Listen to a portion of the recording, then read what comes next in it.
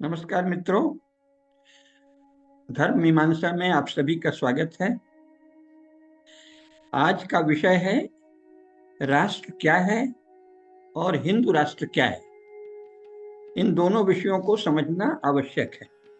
उसका मुख्य कारण यह है कि अभी के जितने भी राजनीतिक समूह हैं और राजनीतिक दल हैं,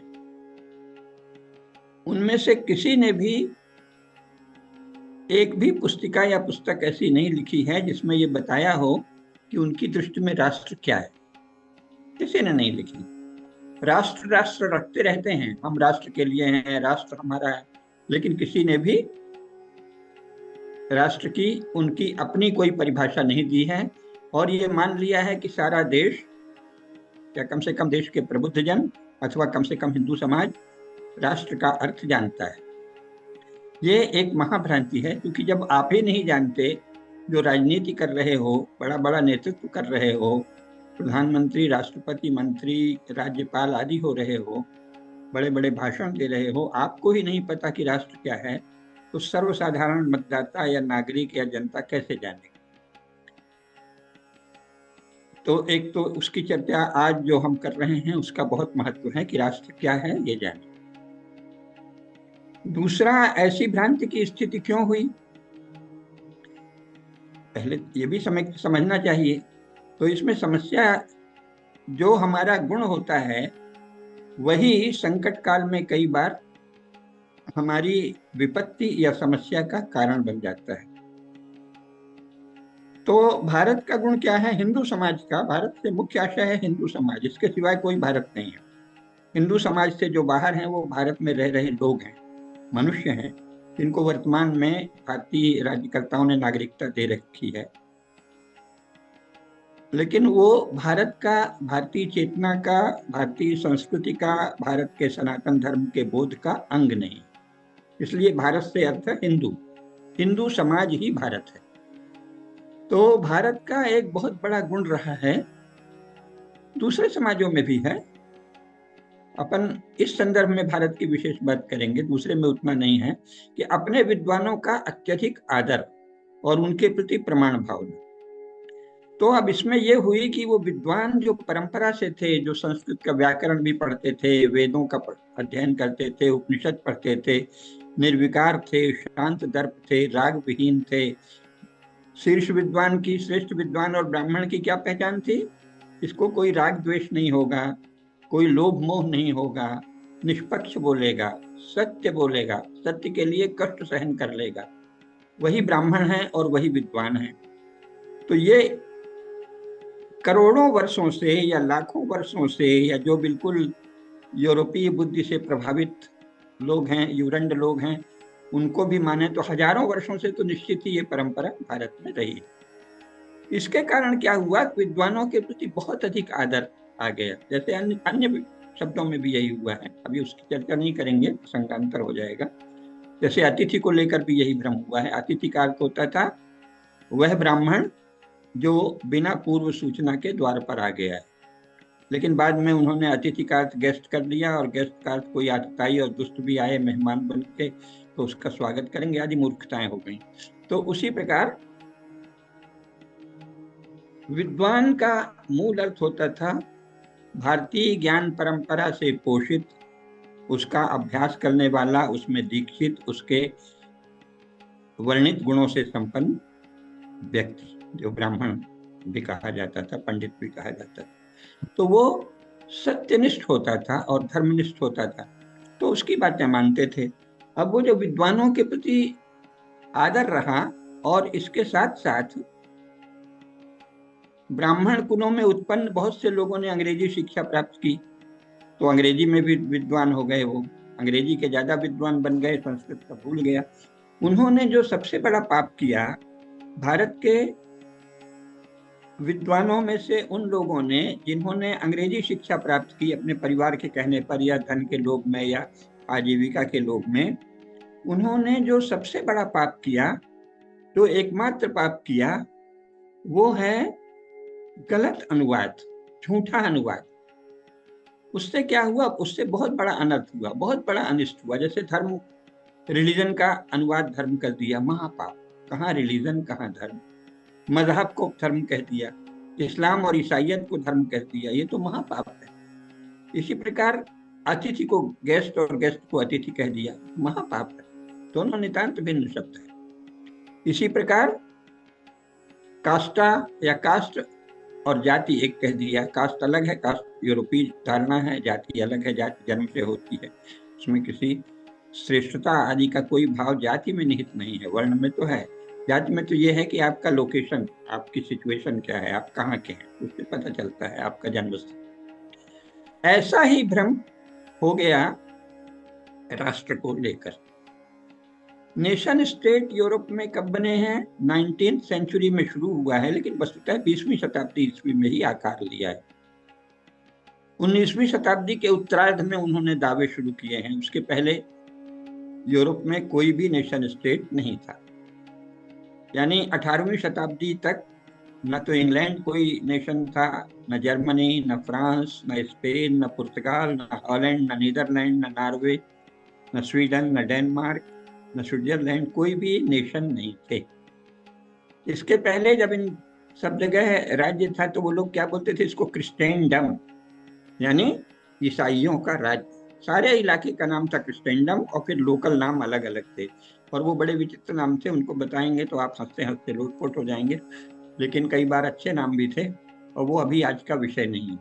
तो क्रिस्टेंडम के बाद जब चर्च आपस में लड़ने भिड़ने लगे तो जो उसके समझदार लोग थे उन्होंने सोचा, और जो परंपरागत राजा थे उन्होंने इसको हवा दी कि भाई अपने अपने स्थानीय एक मूल के जो लोग हैं उनकी एक भाषा है, एक संस्कार है, एक समान पूर्वज परंपरा है, और एक चर्च है, उसका एक स्टेट बना लो। तो नेशन माने वहां जाति, जो हमारे यहाँ कहते हैं, जिसे भारत में जाति कहते हैं उसे यूरोप में नेशन कहते हैं। तो अलग अलग जातियों की का एक राज्य बन गया, उसे नेशन स्टेट कहते हैं। कब बना है? 19वीं शताब्दी के उत्तरार्ध में और 20वीं शताब्दी ईस्वी के प्रारंभ में।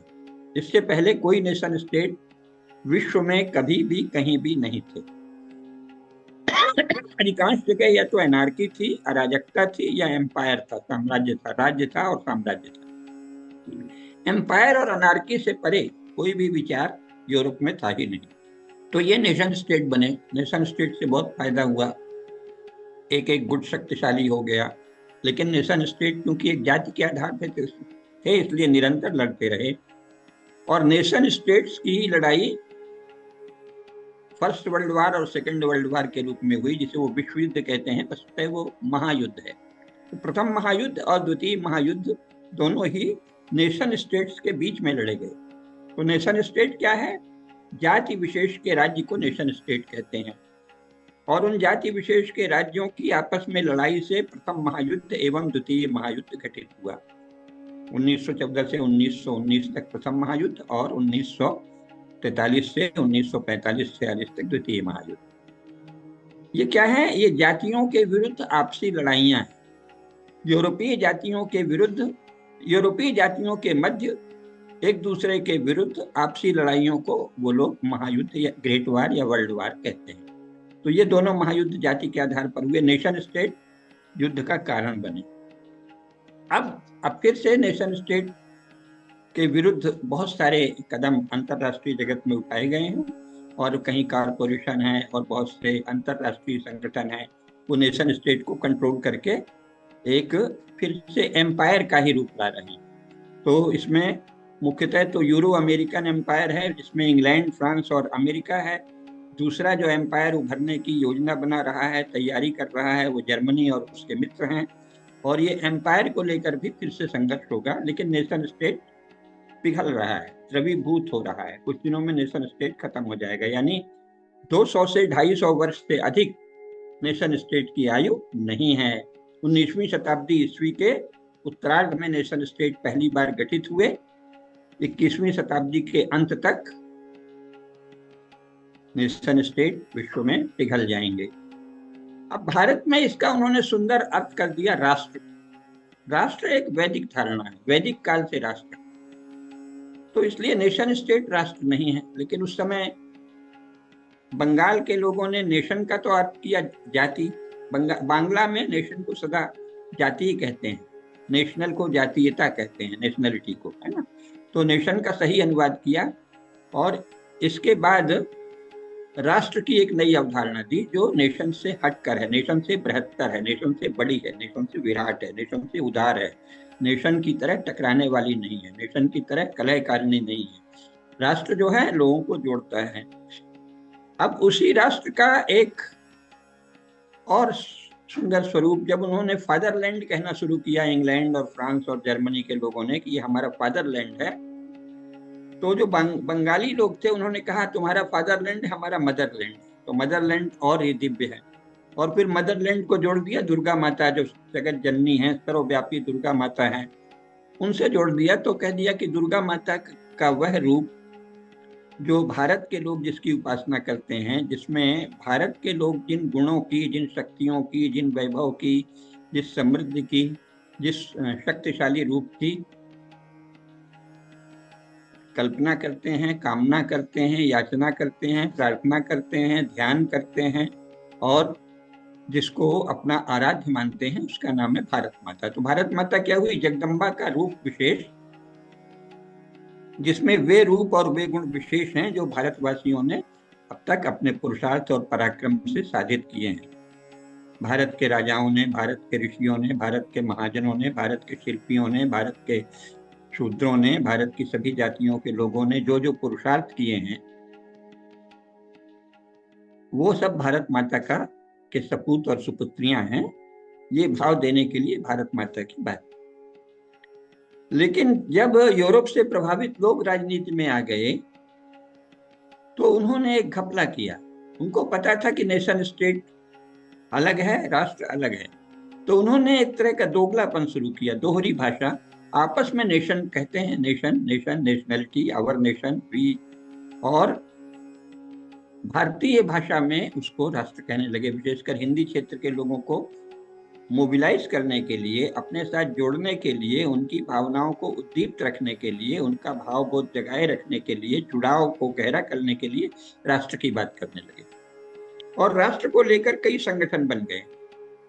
उसमें से केवल राष्ट्रीय स्वयंसेवक संघ के द्वितीय सरसंघचालक ने राष्ट्र की परिभाषा संक्षेप में, सूत्र रूप में बहुत अच्छे से की। We and our nationhood defined, है ना, हमारा राष्ट्र क्या है। बहुत पर्याप्त किया, बहुत तो नहीं किया लेकिन पर्याप्त किया। और वीर सावरकर ने राष्ट्र की एक धारणा दी जो नेशन स्टेट का ही भारतीय संस्करण, बहुत ही विस्तार से दिया। लेकिन उसके पीछे इतिहास के बहुत सारे तथ्य उस समय तक ज्ञात नहीं थे। वीर सावरकर अद्भुत मेधावी, महान पराक्रमी, पुरुषार्थी, तेजस्वी, महाकवि, महान विद्वान थे, लेकिन जो सूचनाएं उस समय तक नहीं थी और इस्लाम और ईसाइयत का जैसा एक विकराल रूप वो लोग प्रस्तुत कर रहे थे हिंदुओं को डराने के लिए, वो वीर सावरकर के सामने था। तो उसमें कुछ ऐसी बातें हैं जिनको अब संशोधित किया जा सकता है। तो वीर सावरकर और गुरु गोलवलकर ने नेशन स्टेट के समकक्ष राष्ट्र की जो अवधारणा दी, उस पर विचार करना चाहिए था, लेकिन भारत की कोई पार्टी उस राष्ट्र पर कोई विचार नहीं करती। वर्तमान में संघ भी उस राष्ट्र पर विचार करता है या नहीं करता, ये हमें नहीं पता, लेकिन उसकी बात नहीं होती राष्ट्रीय स्वयंसेवक संघ में, और भारतीय जनता पार्टी में तो बिल्कुल भी उसकी बात नहीं होती। तो इस प्रकार राष्ट्र क्या है? राष्ट्र एक वैदिक अवधारणा है। और वेद क्या कहते हैं? राष्ट्राणि वै विशः, भारत के लोग, जन, विश यानी जन, भारत के जनगणों का जो कुछ पुरुषार्थ है, अध्यात्म में, संस्कृति में, दर्शन में, साहित्य में, कला में, शिल्प में, वाणिज्य में, व्यापार में, व्यवसाय में, खेती में, सिंचाई में, फसलों में, अनाज में, दवाओं में, औषधि में, आयुर्वेद में, समस्त पुरुषार्थ, उसका एक संपुंजित ज्ञान रूप जो है और पुरुषार्थ रूप जो है वो राष्ट्र है। उससे भिन्न राष्ट्र कुछ नहीं है। तो इसकी राष्ट्र की अपनी एक परंपरा है, ज्ञान परंपरा है, शौर्य परंपरा है, पुरुषार्थ परंपरा है, बुद्धि परंपरा है, बोध परंपरा है, कर्म परंपरा है, तप परंपरा है, वीरता और तेजस्विता की विशाल परंपरा है। उसके बिना तो राष्ट्र को नहीं जाना जा सकता। और वर्तमान में कोई भी पार्टी उन सब परंपराओं की बात नहीं करती, उससे बचती है। तो राष्ट्र की जो राष्ट्र कहाँ है? जब जो कुछ मैंने कहा उससे स्पष्ट है कि वर्तमान विश्व के जिन इलाकों के विषय में हमको जानकारी है वो मुख्यतः भारतीयों को अंग्रेजी में लिखी गई पुस्तकों के माध्यम से ही जानकारी। भारत के लोगों को, कुछ लोग यहाँ फ्रेंच जर्मन आदि जानते हैं, लेकिन अधिकांश जो प्रबुद्ध जन भी कहलाते हैं, पढ़े लिखे भी कहलाते हैं, उनको विश्व के विषय में जो भी जानकारी है वो अंग्रेजी में लिखित सामग्री से ही है और उसके हिंदी और भारतीय भाषाओं में किए गए अनुवाद से है। तो इस इलाके के विषय में जितना हम जानते हैं उसमें हजारों हजार वर्षों से कभी कोई राष्ट्र नहीं था, कोई राष्ट्र था ही नहीं। अलग अलग विगत 1500 वर्षों का लें तो धीरे धीरे क्रिश्चियनडम यानी ईसाइयों ने अपना चर्चियत बढ़ाई, चर्च का राज्य बढ़ाया और आपस में लड़े, खून खराबा किया। तो उसका चर्च का जो राज्य है वो कोई गरिमा मंडित स्वरूप नहीं है, उसमें कोई मानवीयता भी नहीं है, उसमें तो रक्तपात, लूट, अत्याचार, बर्बरता यही सब है। तो वो कोई प्रेरक वस्तु नहीं है। और इसी प्रकार ये जो इस्लाम के नाम से आपस में फैले, उसमें भी परस्पर भिन्न भिन्न दुनिया भर के मतभेद हैं, कबीलों के मतभेद हैं, फिर शिया सुन्नी बहाबी आदि के मतभेद हैं और भयंकर लड़ाई मारकाट, तो वो भी कोई आदर्श नहीं है। तो यूरोप के लोगों ने, खैर इस्लाम में तो अभी भी कोई राष्ट्र की बात ही नहीं है, नेशनलिटी की बात कहीं कहीं होती है जो एक तरह से जातीयता की बात है, लेकिन राष्ट्र की कोई बात इस्लाम में नहीं है और क्रिश्चियनिटी में भी नहीं है। तो यूरोप के प्रबुद्ध लोगों ने, जिन्होंने विश्व का भ्रमण किया और देखा कि अरे हमको तो हमारे फादर, चर्च के फादर कहते थे कि संसार में सब जगह अज्ञान है, एरिया ऑफ डार्कनेस है, कहीं कोई ज्ञान ही नहीं है, जो ज्ञान है बस इस बाइबल में है और जो ज्ञान है वो हमारे पास चर्च में है, और इसीलिए कहीं की पुस्तकें मत पढ़ो और जो भी पुस्तक बाइबल के अतिरिक्त कहीं मिले उसे जला दो। तो बहुत बड़े बड़े पुस्तकालय ईसाइयों ने जलाए थे। अलेक्जेंड्रिया का पुस्तकालय, शायद उसमें कई लाख पुस्तकें थी और कई महीने तक लगातार जलता रहा था, इनको ठीक से जलाना भी नहीं आता था, एक साथ थोड़ा सा सुलगा दिया और कई महीने जला। ऐसे कई बड़े पुस्तकालय यूरोप में जो प्री क्रिश्चियन ज्ञान के भंडार थे, उनको पादरियों ने, ईसाइयों ने प्रेरित करके जलवाया। राजाओं ने जलाया, जमींदारों ने जलाया, वहां की उन्मत्त प्रजा ने जलाया और पुस्तकालय को जला दिया। तो ज्ञान का तो कोई स्रोत था ही नहीं। तो इसलिए ईसाइयत में नेशन की कोई धारणा नहीं है। तो इन्होंने कहाँ से सीखा? जब भारत आए और भारत में देखा कि छोटी छोटी जागीरें थी। स्वयं इंग्लैंड 18वीं शताब्दी ईस्वी में 20 राज्यों में बंटा था और दुनिया का प्रत्येक, मतलब यूरोप का कहें, दुनिया क्या, यूरोप का प्रत्येक इलाका जो आज नेशन स्टेट है, इंग्लैंड हो, फ्रांस हो, जर्मनी हो, पुर्तगाल हो, स्पेन हो, डेनमार्क हो, स्वीडन हो, स्विट्जरलैंड हो, ये अनेक राज्यों में टुकड़े टुकड़े में बटे थे। जर्मनी तो 300 राज्यों में बटा था, इंग्लैंड 18 राज्यों में बटा था। तो ऐसे बटे हुए इलाकों में छोटे छोटे राज्य थे और कोई खास सड़कें नहीं थी, कोई प्रशस्त नगर नहीं थे। जो भी नगर 18वीं शताब्दी ईस्वी में यूरोप में थे, उनकी आबादी 2000, 3000, 10,000, 20,000 से बड़ा तो एक भी नगर नहीं था। तो भारत जैसे नगर तो उन्होंने देखे पहली बार, और यह देखा कि यहाँ तो विशाल राज्य हैं। चोलों का राज्य है, चालुक्यों का राज्य है, सातवाहनों का राज्य है, पांड्यों का राज्य है, राजपूतों के वैभवशाली राज्य हैं एक से एक। जयपुर, आमेर जयपुर का राज्य है, जैसलमेर, बीकानेर, जोधपुर, भव्य राज्य, भव्य राज्य, भव्य महल, भव्य दुर्ग, अद्भुत नगर व्यवस्था, ऐसी नगर रचना उज्जैन, इंदौर, सब जगह, संपूर्ण बंगाल में, संपूर्ण बिहार में, मगध में, उड़ीसा में, कर्नाटक में, केरल में, तमिलनाडु में, महाराष्ट्र में, सब जगह एक से एक भव्य महल, भव्य राज्य, अत्यंत व्यवस्थित राज्य संरचना। तो इससे प्रेरणा लेकर उन्होंने क्या सोचा? उन्होंने सोचा हम भी थोड़ा बड़ा बनाएं। अब बड़ा तो अपनी बुद्धि से बनाएंगे, तो कोशिश ये करने लगे कि किसी एक जागीर के राजा को घोषित कर दे, चल कि तू ही सारे इलाके का राजा है, और बाकी सबको वो मार डाले या हरा दे या अधीन ले आए। ऐसे करके लंदन के आसपास का जो राज्य था उसको कहा कि तू पूरे क्षेत्र का, जिसे हम इंग्लैंड कह रहे हैं, वो इंग्लैंड कितना था? छत्तीसगढ़ के बराबर था, मध्य प्रदेश वर्तमान मध्य प्रदेश जो बचा है वो उस इंग्लैंड से 1.5 गुना बड़ा है, और अभी कुछ समय पहले तक जो मध्य प्रदेश था वो उससे 2.5 गुना बड़ा है।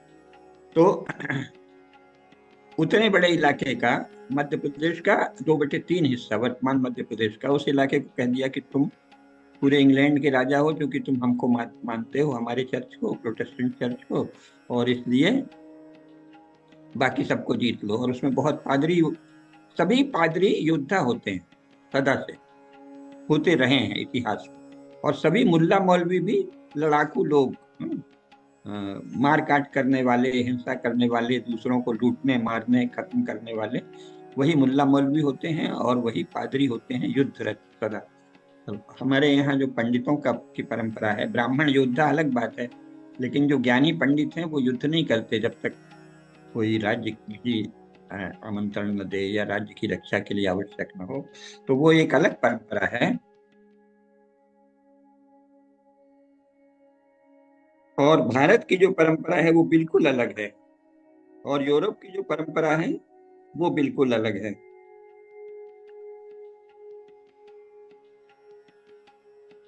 आपसे बाद में बात करेंगे, अभी एक वार्ता में है। नमस्कार। तो इसलिए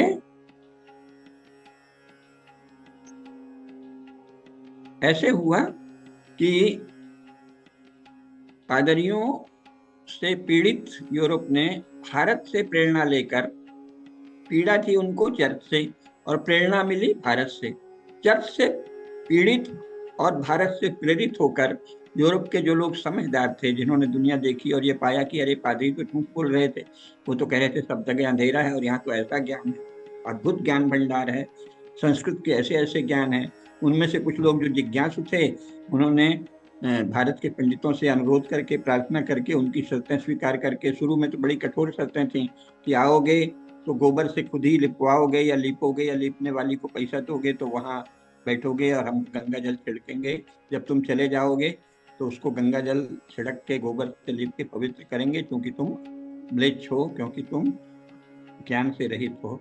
लेकिन वो सब शर्तें स्वीकार करके उन्होंने संस्कृत सीखी, जो कि उचित ही किया, थोड़ा बहुत सिखा दिया, लेकिन वो झूठ बोलते थे, यहाँ से थोड़ा सीखते थे और जाके कह देते थे कि हम वेदों के विद्वान, और झूठी झूठी किताबें लिखते थे भारत के बारे में। बहुत से लोगों ने भारत के बारे में ऐसी ऐसी किताबें लिखी जो आप अगर उसकी चर्चा करें तो 1 घंटा उसी में बीत जाएगा। कह दिया वहाँ ऐसी ऐसी देवियां हैं, काली माता है जो अपनी जीभ से लपेट लेती है लोगों को फैला के, और 4 4 भुजा वाले और अष्टभुजा देवता हैं जो 8 भुजाओं से किसी जो दर्शन करने जाता है उसे पकड़ लेते हैं अगर वो ईसाई है तो। ऐसी गप्पें लिखी और ये पुस्तकें वहां बिकी, हाथ से लिखित, हस्त लिखित पांडुलिपियां, और इसका जबरदस्त प्रचार हुआ, भारत के बारे में उत्सुकता हो गई। फिर और प्रबुद्ध लोग कुछ आए भारत, तो उन्होंने देखा कि नहीं नहीं, यहाँ तो बहुत ही उन्नत सभ्यता है और अच्छे राज्य हैं, तो उन्होंने ये राज्य बनाने के लिए फिर भी पादरियों का सहयोग लिया। तो इसीलिए ये पादरी आपस में लड़ते थे, तो सारे नेशन स्टेट बने जो 19वीं शताब्दी ईस्वी में। भाई जर्मनी तो बना है बिस्मार्क के बाद, बिस्मार्क ने जर्मनी का एकीकरण किया है, उसके पहले वो 300 राज्यों में था। इंग्लैंड भी 19वीं शताब्दी ईस्वी में नेशन स्टेट बना है। तो इस तरह जब वो राज्य बने तब उन्होंने उस राज्य का आधार क्या हो, क्योंकि पहले तो केवल चर्च आधार होता था और चर्च आपस में मार काट करते थे। कैथोलिक लोग प्रोटेस्टेंटों को मार डालते थे, उनकी बस्तियां उजाड़ डालते थे, नष्ट कर देते थे, और प्रोटेस्टेंट कैथोलिकों की और दोनों मिलके ऑर्थोडॉक्स की या किसी और लुथेरियन की 50 पंथ हो गए। स्वयं कैथोलिकों में बहुत सारे पंथ हैं जो आपस में एक दूसरे से मारकाट करते रहे। इस मारकाट से घबराकर वहां के प्रबुद्ध लोगों ने सोचा कि यूरोप में भी भारत की तरह का राज्य क्यों न बनाया जाए। तो उन्होंने राज्य बनाने शुरू किए, और उसमें लेकिन वो बुद्धि तो थी नहीं, वो ज्ञान तो थी नहीं, था नहीं, कैसे चलता है राज्य, ये ज्ञान तो केवल भारत में था। आज भी यूरोप के लोगों को राज्य संचालन का कोई खास ज्ञान नहीं है, इसीलिए देखिए वो लगातार आपस में लड़ते रहते हैं। अब अभी तो रूस भी क्रिश्चियन है, और जिससे वो लड़ रहा है, जो कल तक रूस का ही अंग था, वो भी क्रिश्चियन है, और दोनों भयंकर मारकाट कर रहे हैं, और अमेरिका भी क्रिश्चियन है, वो उनको सहायता दे रहा है। तो इससे क्या पता चलता है? इससे पता चलता है कि इन लोगों को राज्य संचालन भारत में जिस तरह से राज्य चलते थे कि शताब्दियों एक राजवंश का राज्य चल रहा है, उसके बाद दूसरा राजवंश आया और वो परंपरा मूल वही चला रहा है। तो राज्य संचालन का ज्ञान यूरोप के लोगों को नहीं है। तो उन्होंने कोशिश की कि भारत की तरह राज्य हम भी बनाएं और उसमें से कुछ समय चले। तो क्या है कि ये 19वीं शताब्दी के उत्तरार्ध में नेशन स्टेट भारत की प्रेरणा से चर्च से पीड़ित होकर अपना उद्धार करने के लिए यूरोप में नेशन स्टेट बने, और अभी 21वीं शताब्दी में वो पिघलने लगे। कई दिन बचेगा पता नहीं, क्योंकि नेशन स्टेट के विरुद्ध खूब हवा बह रही है यूरोप में, और फिर से पुराने राजाओं को लाने की बात हो रही। तो राष्ट्र राज्य भारत में जो नेशन स्टेट का अनुवाद किया जाता है वो गलत है। जब हमने अंग्रेजी के बहुत सारे शब्द ले लिए हैं, तो ये जो मूलभूत शब्द हैं, जैसे रिलीजन को कभी धर्म नहीं कहना चाहिए, रिलीजन ही कहना चाहिए। मजहब को कभी धर्म नहीं कहना चाहिए, मजहब ही कहना चाहिए। उसी प्रकार नेशन स्टेट एक शब्द ले लो हिंदी में और भारतीय भाषाओं में, नेशन स्टेट अलग है, राष्ट्र अलग है।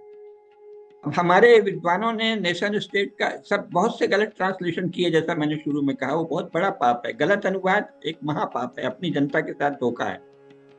तो नेशन स्टेट का अनुवाद जिन लोगों ने राष्ट्र राष्ट्र कर रखा है, और कभी कभी कह देते हैं कि राष्ट्र उससे बड़ा है, लेकिन उसकी कोई परिभाषा नहीं करते, तो उससे क्या हो रहा है कि जो राज्य करता है वो अपना आदर, अपना मान बढ़वाने के लिए राष्ट्र की बात करते हैं, स्वयं को राष्ट्र का पर्याय जैसा दिखाते हैं। अपनी पार्टी का राज्य हो तो राष्ट्र मजबूत है, दूसरी पार्टी का राज्य हो तो राष्ट्र कमजोर है। ये तो जातियों के युद्ध की स्थिति है, ये तो चर्च की नकल है।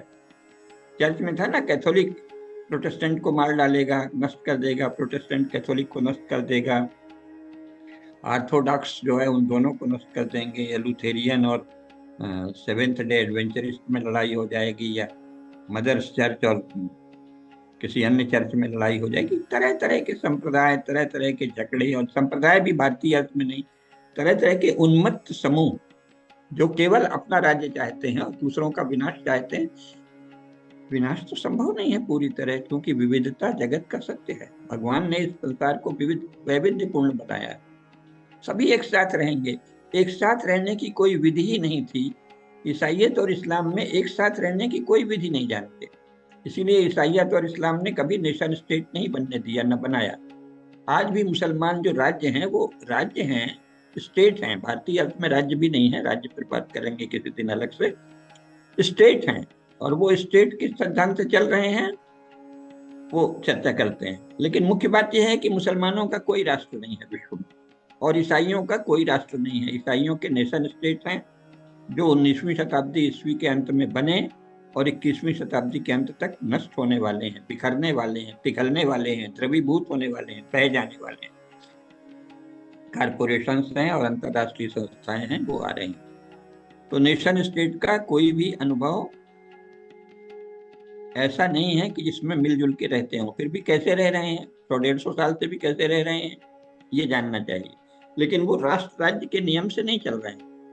राष्ट्र तो संपूर्ण जन समुदाय की परंपराओं का सदा संरक्षण करना, कुशलता से उनके बीच न्याय का संबंध स्थापित रखना, उनके बीच मैत्री, प्रेम, सौहार्द, इसको स्थापित कर रखना, ये राष्ट्र में सदा विचार होता है। और ये कैसे संभव रहता है? सनातन धर्म से। जब मानव धर्म का विचार होता है, और मानव धर्म का विचार कहाँ हुआ है? मानव धर्म का विचार केवल हिंदुओं ने, भारतीयों ने किया है। इसीलिए जो हमारे यहाँ जो सबसे अधिक मान्य धर्मशास्त्र है उसका नाम है मानव धर्मशास्त्र, जिसे बाद में मनुस्मृति कह दिया गया। मनुस्मृति भी उसका एक नाम है, लेकिन उसका मूल नाम है, उस पुस्तक को अगर आप पढ़ेंगे तो उसके अंत में हर बार पढ़ेगा इति श्री मानव शास्त्री, है ना, समुध्याय द्वितीय अध्याय। मनुस्मृति जिसका प्रचलित नाम है इन दिनों, अंग्रेजों ने वो नाम ज्यादा चलाया या पंडितों ने भी चलाया हो, लेकिन मुख्य बात यह है कि उसका मूल नाम, स्वयं उस पुस्तक में उसका जो नाम अंकित है वो है मानव धर्मशास्त्र। तो मानव धर्मशास्त्र का विचार केवल भारत में हुआ है। तो मानव धर्मशास्त्र में क्या है, मनुष्य का क्या धर्म है, इसका विचार हुआ है। हिंदू का क्या है, मुसलमान का क्या है, मजहबी का क्या है, गैर मजहबी का क्या है, मोमिन का क्या है, काफिर का क्या है, क्रिश्चियन का क्या है, हीदन का क्या है, पैगन का क्या है, और उसमें कितना भेद है, ये दिखाना, ये मानव धर्मशास्त्र नहीं। मानव धर्म शास्त्र कहता है कि मनुष्य मात्र का ये धर्म है। क्या है?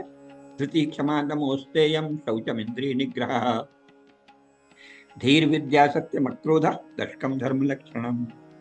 धृति धारण कर, और रिलीजन और मजहब का क्या है? क्या काम है? वार, युद्ध।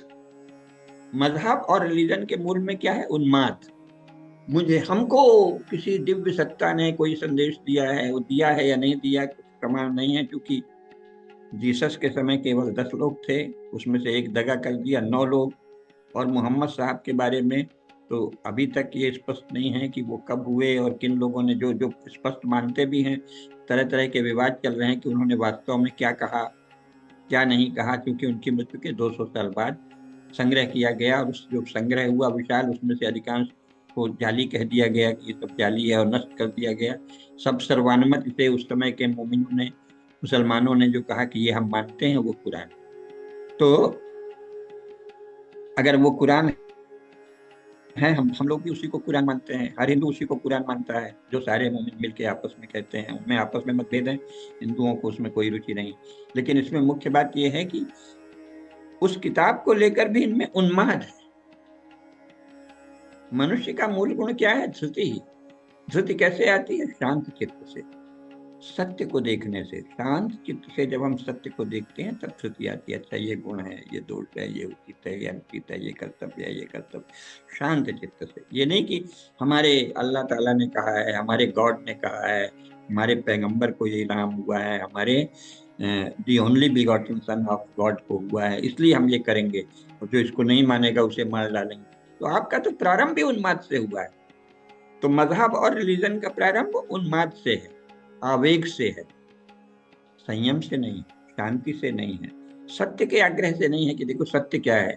नहीं, सत्य वत्य हम नहीं जानते, यही केवल ये सत्य है, तुम जो इसके अतिरिक्त सब झूठ है। और मानव धर्म क्या सिखाता है? सब कौन क्या कहता है और क्या आचरण करता है, उसका ध्यान से देखिए, वो स्वयं उसकी बात सुनिए, और उनके बीच कैसे तालमेल संभव है। स्थिति। और अगर किसी की बात कोई गलत भी लगी है तो वो भविष्य में न करे, ऐसा आश्वासन पाकर पुराने के लिए क्षमा, धृति क्षमा। और धृति और क्षमा कैसे संभव है? दमन से, अपने अपनी लालसाओं में कि हमारे पैगंबर ने ये कह दिया है, हमारे इकलौते बेटे ने ये कह दिया है, कहा है या नहीं कहा है, इस पे जांच बाद में करेंगे, अभी तो हम तुमको मारेंगे क्योंकि तुम इसके विरुद्ध हो। और वो आपस में एक दूसरे को मारते हैं। सबसे ज्यादा तो मुसलमानों ने मुसलमानों को मारा है। कई करोड़ मुसलमान अब तक मुसलमान लोगों ने मार डाले हैं, है ना? क्यों? क्योंकि उन्माद है। और सबसे ज्यादा ईसाइयों ने ईसाइयों को मारा है। क्यों? क्योंकि उन्माद है। तो उन्माद से तो मानव जीवन नहीं चल सकता। उन्माद से तो बस खून खराबा, ये तो पशुओं से भी बदतर होगा, क्योंकि पशु भी मारते हैं तो हिसाब से, भोजन के लिए मारता है शेर भी, और दूसरे जानवर भी, और उसके बाद शांत बैठा रहता है।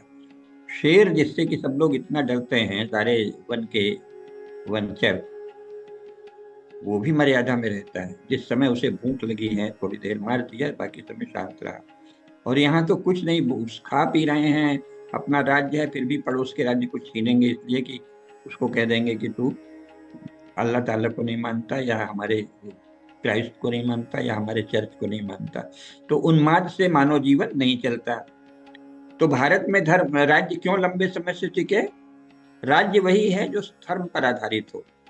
धर्म वो है जो धृति, क्षमा, दम, सत्य, इंद्रिय निग्रह, पवित्रता, आंतरिक और बाहरी पवित्रता, और संतोष, इन सब पर निर्भर है ना। धृति, क्षमा, दमोस्तयम, शौचम, आंतरिक और बाहरी पवित्रता, इंद्रिय निग्रह, धी बुद्धि पूर्वक विवेक पूर्वक चले, विद्या की साधना करे, और सत्य पर सदा आग्रह रखे, और बात बात में क्रोध नहीं दिखाए कि खबरदार अगर तूने मेरे पैगंबर की तौहीन की तो मैं तुझे मार डालूंगा। नहीं, मैं उससे बात करूं, तुम क्यों तौहीन कर रहे हो? जब वो उतारू दिखे तौहीन तो मार दो, लेकिन अगर उसके मुंह से निकल गया, ज्ञान में निकल गया, तो उससे बहस करो, उसको समझाओ। हाँ। तो बात बात में क्रोध करना, तुमने हमारे ऊपर ये टिप्पणी कर दी, अब हम तुमको नहीं सहेंगे, हम मार डालेंगे, ये सब क्या है?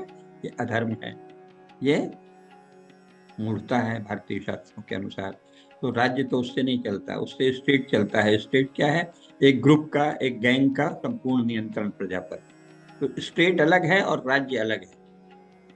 और राज्य से बहुत बड़ा है राष्ट्र। राष्ट्र तो संपूर्ण उस क्षेत्र विशेष की अब तक की समस्त पुरुषार्थ परंपरा, बोध परंपरा, ज्ञान परंपरा, कर्म परंपरा का समुच्चय, और सनातन धर्म के साथ सनातन धर्म का पालन करते हुए जो पुरुषार्थ होते हैं, उनसे राष्ट्र बनता है। तो राष्ट्र बिल्कुल अलग वस्तु है। राष्ट्र है सनातन। इसीलिए राष्ट्र पर सबसे सांगोपांग विचार किसने किया है? श्री अरविंद ने।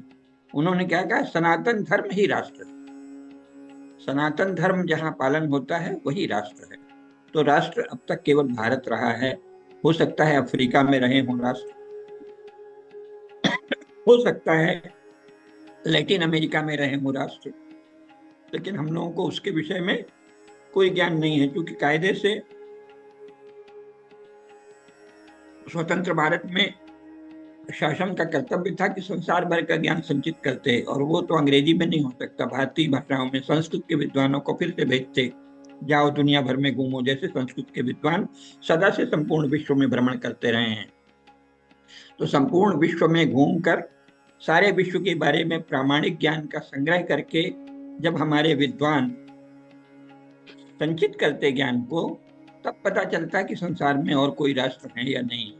अभी तक तो जो जानकारी है वो नेशन स्टेट लगभग 150 साल से हैं, और उसके पहले क्रिस्टेंडम था, और ये मजहबी राज्य है जो कि उन्माद पर आधारित है, दूसरों को नाश करने की लालसा और उत्तम आवेग पर आधारित है। लेकिन राज्य कहीं नहीं है। राज्य तो वो है, राज्य पर अलग से हम लोग बात करेंगे, पहले भी मैं चुका हूँ। राज्य वो है जो जहाँ सनातन धर्म पर आधारित हो, वही राज्य है। जो सनातन धर्म से पोषित नहीं है वो राज्य नहीं है। वो स्टेट हो सकता है। स्टेट कई बार राक्षसी होता है, कई बार डेमोनिक पैशाचिक होता है, कई बार आवेगपूर्ण होता है। स्टेट है। इस समय दुनिया में स्टेट हैं, भारत में भी स्टेट ही है, लेकिन यहाँ राष्ट्र के संस्कार हैं। इसलिए देखिए, यहाँ बहुत ही धीरज के साथ शांति से परिवर्तन, यहाँ के लोग, विशेषकर यहाँ का जो हिंदू समाज है, कांग्रेस के बहुत सारे दोष देखता था, फिर भी शांति से, धैर्य से उसने सोचा कि देख लें देख लें, शायद ये कुछ कुछ वो करते भी थे अच्छे काम भी, तो उनको महत्व देके ऐसे चला। तो भारत का हिंदू समाज जो है वो राष्ट्र के संस्कारों से पूरित होने के कारण स्टेट को भी देखता है और बहुत धीरे से स्टेट को बदलता है। जब सोनिया गांधी के नेतृत्व में सनातन धर्म को नष्ट करने का अभियान शुरू हुआ, कम्युनिस्टों ने और सब लोगों ने मिलकर, तब हिंदुओं ने सोचा कि अब इस राज्य को कम से कम ऐसे संस्कारी लोगों के हाथ में दे दो जो पहले कांग्रेसी जैसे थे, उनके जैसे तो हों। 1950-60 तक पुराने कांग्रेसियों की तरह जो लोग हैं, उनको राज्य सौंप दिया। श्री नरेंद्र मोदी को शासन में ले आए। तो ये क्या है? ये राष्ट्र की चेतना से संपन्न हिंदू समाज ने बहुत ही धीरज के बाद राज्य को परिवर्तित करना आवश्यक समझा।